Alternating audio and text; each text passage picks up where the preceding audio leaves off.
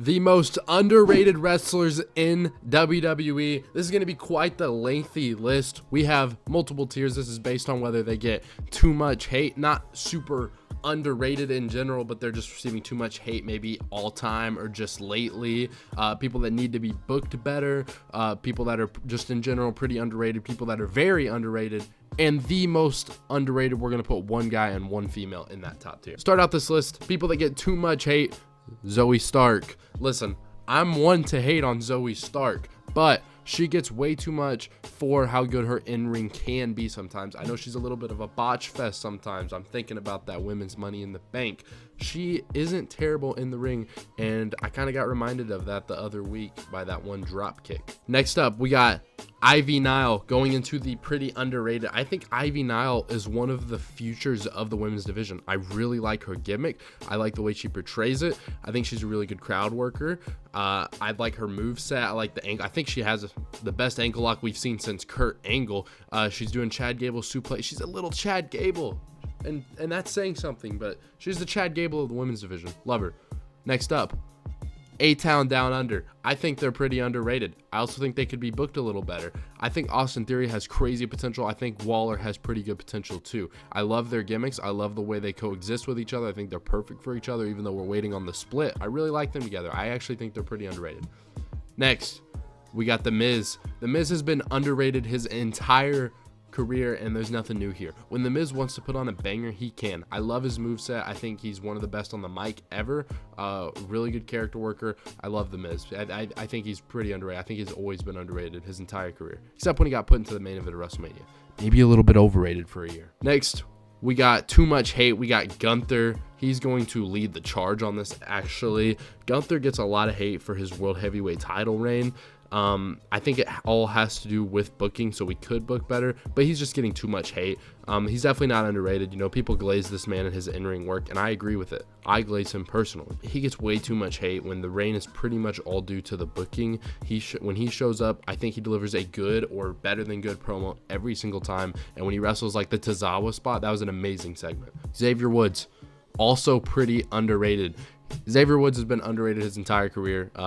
There's not much to say that hasn't probably been said before. I think he's pretty good in the ring, pretty bulky. I like Xavier Woods. I think he's always been underrated.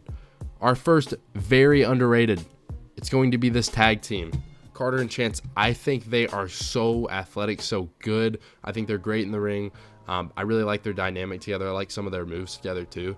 I just think they could have a little bit more push than they do. I think they're pretty good. I think their problem is they're too small. They don't invoke a lot from the crowd, stuff like that. Next, we're going to have our first needs to be booked better, Carmelo Hayes. Carmelo Hayes is so freaking good, and he just takes L's after L's, and, you know, sometimes you got to just trust WWE. I try not to care about this stuff too much.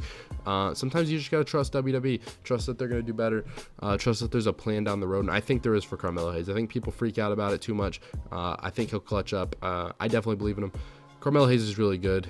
He could be taking some W's. He could be U.S. champ right now.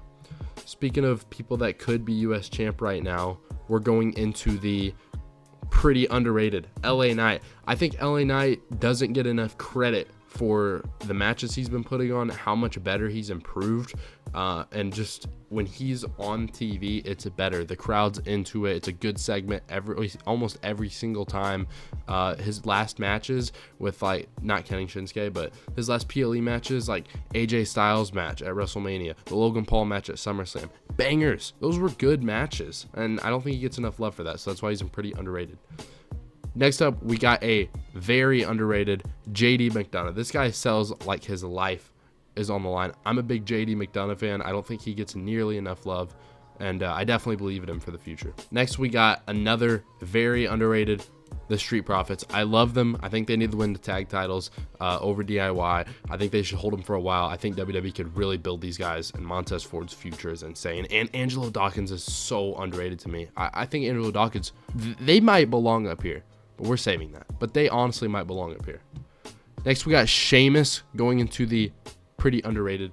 Sheamus, he's just not in the title picture other than the IC title for the past years, and he puts on 5 stars every single match. That's all that needs to be said. He's amazing. He could deserve better, but he's doing his role, and I respect him for that. Next up in the needs to be booked better, we got Braun Breaker.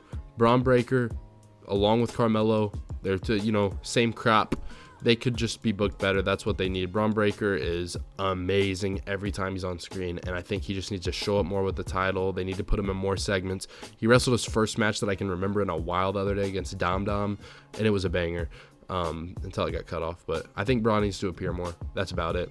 Next, speaking of Dom Dom, very underrated. This guy invokes a crowd reaction like no other than possibly Logan Paul, who's also going to be on this list. And Dominic is just amazing. He's honestly part of the future of WWE, and I think people need to start acknowledging it soon. We're going to have our first most underrated. It's going to be a woman, Zelina Vega. Vega, she's super small, and that's what sucks, but she puts on a banger, in my opinion, when she gets the chance to cook. I like the aura about her, everything. I think she's one of the best women on the mic with Alexa Bliss. I think she cooks every time she gets a chance to speak. She just needs more of a chance.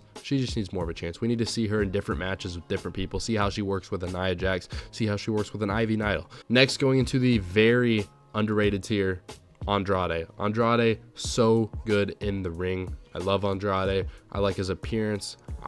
I like everything about Andrade other than his mic work. I wish the crowd was more into him and stuff. I don't even think he has a terrible theme. I think his presentation's good. I think he deserves more love. I think the crowd needs to be more into his matches. I really like Andrade. Next up into the very underrated, once again, Tama Tonga. This guy, just like JD McDonough to me, I think he's super underrated. His selling is off the charts. I think the way he portrays his character is amazing. It doesn't get enough love for the work he puts in. This guy's like Tonga Loa, but 50 million times better. I don't think Tama Tonga gets enough appreciation and respect, but I think he could be booked a little higher too. I really like him. Again, in the very underrated, we got Lyra Valkyria. I really love Lyra. I think she's also the future of the women's division. I think she puts on good matches every single time. Her entrance and presentation is perfect. It's amazing. She's even got a crowd chant with her entrance. Everything about her is great. Happy she didn't lose to Dakota Kai. I think Dakota Kai's overrated. Next up, we got Logan Paul. Where am I going to put him? I don't know. It might make you angry. Here's the thing. I really think Logan could go in any of these right here, but we're going to put him in too much hate. We got to fill up the bottom. I think a lot of people do appreciate how good he is in the ring. I just think he gets too much hate. Like, you don't know him. You don't know him in real life. He doesn't know you. You don't know if he's a great person, a terrible person. You don't know. Now, the crypto stuff seems a little scummy. Other than that, I don't know him. And all I know is he's great for WWE. He's amazing when he's on the mic. He's amazing in the ring. I'm happy he's in WWE. Next up, we got Nia Jax. She's going in too much hate. Because Nia Jax, I could put her in either of these right here, in my opinion, even maybe this. I think she doesn't get enough love, so she's going in the too much hate. I think a lot of people are coming around on her, realizing she's significantly better than she used to be. And I think part of that is presentation. And yeah, she just gets too much hate. Needs to be booked better. Maxine Dupree. Listen, she's just improved a lot from what she used to be. So I think she's worthy of being on this list. I know she's not the best, but she's improved so much from when she was getting like chants about how she can't wrestle as a face. Terrible. She's improved a lot since then. Proud of her. Next, we got a pretty underrated Bronson Reed. There's just something missing from Raw ever since this guy was gone. Ever since he's been gone and injured, there's something missing. This guy was putting on bangers. This guy was providing so much entertainment, some hype to Raw. You didn't know if your favorite wrestler was going to get tsunami'd or not. A very underrated, we're going to go with Dragon Lee. This guy arguably should be here. I debated it with one other person. Dragon Lee is amazing. Every match he puts on, amazing. His moveset, amazing. His appearance, amazing. I really just think if he was booked a little better, I really think listen, now we have Penta, unfortunately, for Dragon Lee. But before that, this guy's the next, quote, Rey Mysterio. I actually really like him. I actually think he was the first luchador since Rey that seemed worthy of being the next Rey. Next, we got pretty underrated. You're going to love this one. Solo Sikoa. Solo Sikoa gets a little too much hate. And I just think the work he's put into his character since Roman has improved so much. He's really fallen into his character and what he's supposed to be. He kind of portrays, he's kind of goofy but serious, and just you know, everything about him. I really like his character. I think he does a good job. What's lacking is his in-ring skill, and that's okay, because he's Solo Sikoa. He's got that bloodline Samoan aura, so it's okay. And finally, to go with Zelina in the most underrated, Ludwig Kaiser. This guy, he's one of the futures in my opinion, along with the Carmelos and the Braun Breakers. Kaiser is so good in the ring. His aesthetic is very pleasing. I just think Kaiser's the most underrated wrestler on the roster, and I think he'll prove that. He's really good on the mic too. Everything, he's great. So I guess we'll see.